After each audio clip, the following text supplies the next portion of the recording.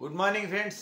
ఈరోజు వీడియో ఏంటంటే, మీరు తిరుపతి పోయేటప్పుడు నలుగురు మనుషులకి 7 సీటర్ కారు ఎందుకు తీసుకెళ్లాల్సి వచ్చింది అని ఒక అతను నిన్న ఉదయం సాయంత్రం 2 సార్లు ప్రశ్న వేశాడు.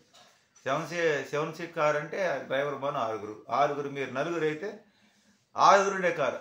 ఏం సందేహాలు ఏం కథో. మనుషులకి ఒక్కొక్కరికి ఒక్కొక్క రకమైన సందేశం, ఒక్కొక్క ఆలోచన. అయితే దీని గురించి వీడియో చేయాల్సిన అవసరం లేదు. మళ్ళీ మాటికి లైవ్లోకి వచ్చి అదే పని అడుగుతున్నాడు కాబట్టి చెబుతున్నా. మర్చిపోయా, మీరు మళ్ళీ వార్నింగ్లు ఇవ్వకండి నాకు. ఎందుకంటే నేను మీరు అడిగిన దానికే జవాబు చెప్తున్నా. నోరు అదుపులో పెట్టుకో అది ఇదని మళ్ళీ మీరే అంటారు. మీ దానికి జవాబు చెప్తే మళ్ళీ నాకు వార్నింగ్లు ఇస్తారు. మీరు వార్నింగ్లకు ఇవ్వాల్సిన అవసరం లేదు, వివరణ మాత్రం ఇస్తున్నా. దీంట్లో ఎవరిని తప్పు పట్టడం లేదు. అంటే మనిషి అంటేనే ఎదుటివాడి గురించి ఎక్కువ ఆలోచన చేసి ఎక్కువ వాళ్ళ నుంచి ఇన్ఫర్మేషన్ లాగడానికి, గ్యాదర్ చేయడానికి, తెలుసుకోవాలని ఆతృత, ఉత్సాహం ఇది ఒక మనిషి లక్షణం. కొంతమంది ఏంటంటే కొద్దిగా తెలుసుకుంటారు, కొంతమంది పూర్తిగా తెలుసుకోవాలనుకుంటారు.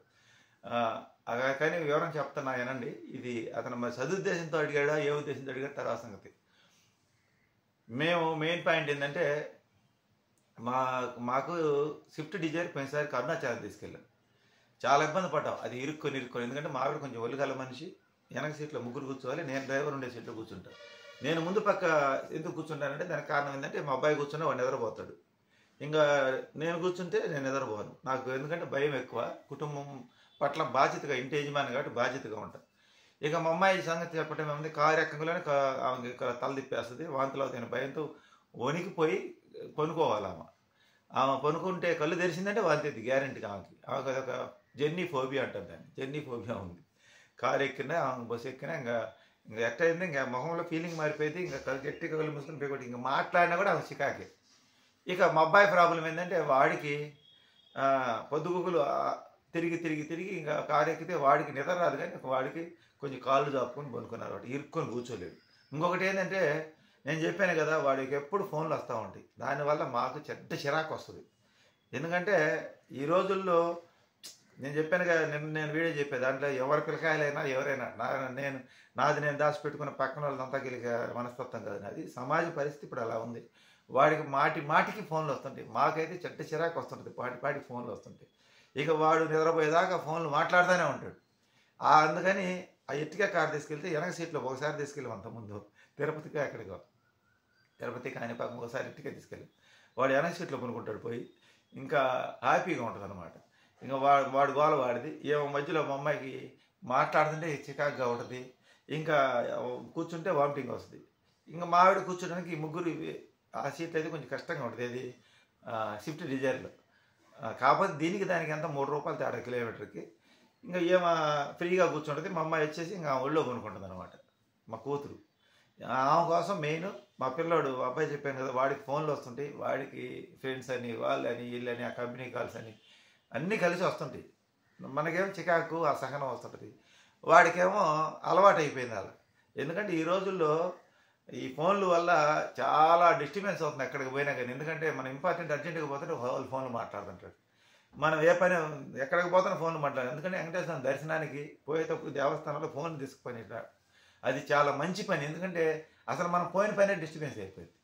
ఇది మేము వివరణ చెప్పాను కదా. అందుకని మేము ఎర్టిగా కారు కావాలని, షిఫ్ట్ డిజైర్లు కాబట్టి తిరుపతి ఈ మధ్య ఎప్పుడు వెళ్ళేవాళ్ళని, ఎర్టిగా కావాలని ఆ కారులో ఉన్న 2 అడిగి వాళ్ళు ఫోన్లు లిఫ్ట్ చేయక, అంటే నాకు అర్థమైందంటే తిరుపతి వెంకటేశ్వర దర్శనం చాలా లేట్ అవుతుంది. ఆ సంగతి తెలుసుకొని ఇంతకుముందు తిరుపతి బాడిగంటే పరిగెత్తుకొని వచ్చేవాళ్ళు మా ఊర్లో అందరూ.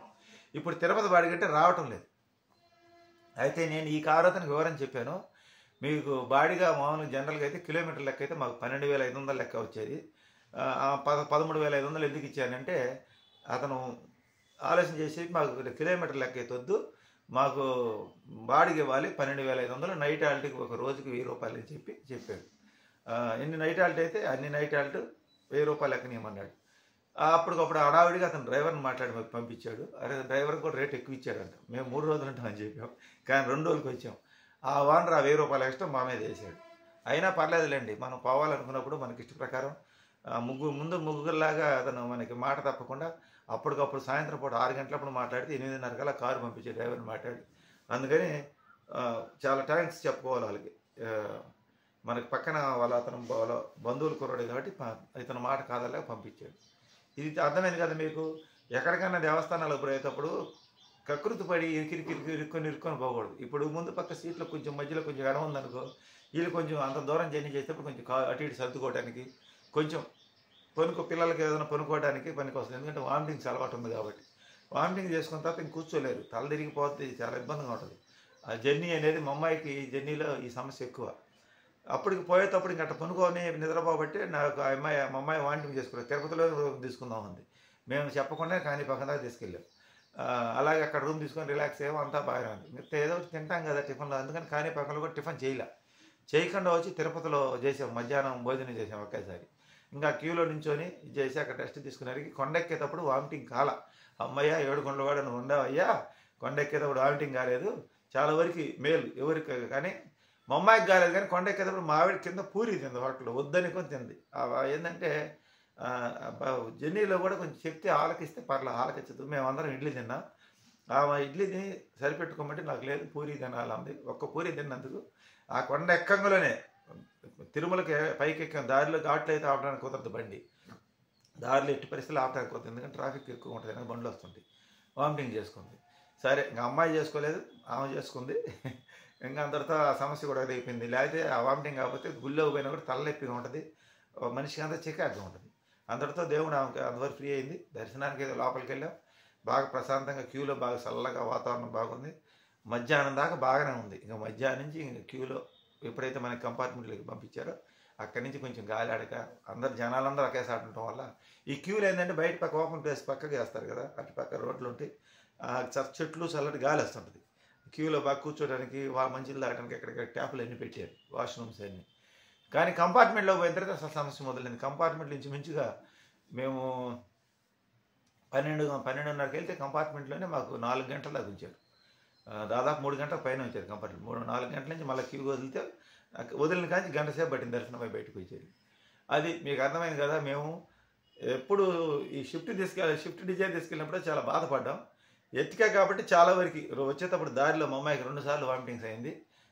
మేము ఎయిర్పేట దగ్గర ఆగినప్పుడు అక్కడ లేడీ డాక్టర్ ఒక ఆమె ఆర్ఎంపీ ఉంటే ఆమె దగ్గరికి పోయి ఇంజక్షన్ చేస్తే ఆమె గ్యాస్ ట్రబుల్కి ఇంజక్షన్ చేసింది, వామిటింగ్ కావడానికి చేయలేదు. అది కూడా 260 రూపాయలు ఖర్చు పెట్టాం, ఉపయోగం లేకుండా పోయింది. ఆ ఊరు దాటంలోనే వెంకటగిరి దగ్గర మేము టిఫిన్ కాగినా ఇంకా మా అమ్మాయికి బాగలేక ఇంక తలబట్టేసినట్టుందావా, సపరేట్గా పోయి కూర్చుంది అక్కడ పోయి దూరంగా. అంటే నేను రాలేని కారులో ఎక్కడెక్కడన్నా వదిలిపెడితేనే ఎక్కడెక్కడన్నా ఉందాం అన్నట్టుగా ఉన్నాం పరిస్థితి. అంత బాధపడుతుంది అనమాట. ఇంకా చిన్నగా మేము టిఫిన్ చేసి ఇంకా కారులో పండేసుకొని కాళ్ళ మీద పండేసుకొని వచ్చాం. మా అబ్బాయి నేను ముందు కూర్చుంటానా అన్నాడు. సరే కూర్చోరా అన్న. వాడు ముందు కూర్చొని కాసేపటికి ఇంకా నా వల్ల కాదయ్యా నువ్వే కూర్చో, నాకు నిద్ర వస్తుంది, నేను కూర్చోలేను అంటే. ఇలా ఓర్పు పిల్లలకి ఏంటంటే ఆ ఓర్పు సహనం తక్కువ. మా అబ్బాయి కూడా ఓర్పు అనేది తక్కువ, చాలా తక్కువ. ఎందుకంటే ఈ కాలం పిల్లకాయలు అలాగే తయారయ్యారు. ఇంకా నేనేం చేశాను, నేను వాడు ముందు కూర్చుంటా అంటే పోయి కూర్చోపోమాను, నాకు ఎక్కడైనా ఇబ్బంది లేదని చెప్పి నేను వెనక కూర్చొని మా అమ్మాయి నా ఊళ్ళో పనుకుంటుంది, వాళ్ళ అమ్మ ఊళ్ళో పనుకుంటుంది. కాసేపు ఇటు పనుకుంటుంది, కాసేపు అటు పనుకుంటుంది. అది ఆ ప్రాబ్లము. మొత్తానికి మేము ఏమేమో ఊహించుకొని దేవస్థానాలకు వెళ్తాం, కానీ బయలుదేరిన కానీ మా పిల్లతో మా కూతురుతో ఇదే సమస్య అనమాట.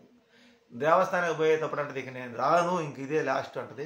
మళ్ళీ ఇంటికి వచ్చిన కానీ ఆ గుడికి పోదాం, ఏడు గుడికి పోదాం ఉంటుంది. ప్రాబ్లం ఏంటంటే మేము ఏ టెంపుల్కి పోవాలనుకున్నా బస్సులో పోవాలా, కారులో పోవాలా, ట్రైన్లో పోవాలా, ఈ లగేజీలు ఈ సమస్య అన్నీ డిస్కషన్ చేసి ఫైనల్గా కారు తీసుకుని వెళ్తాం.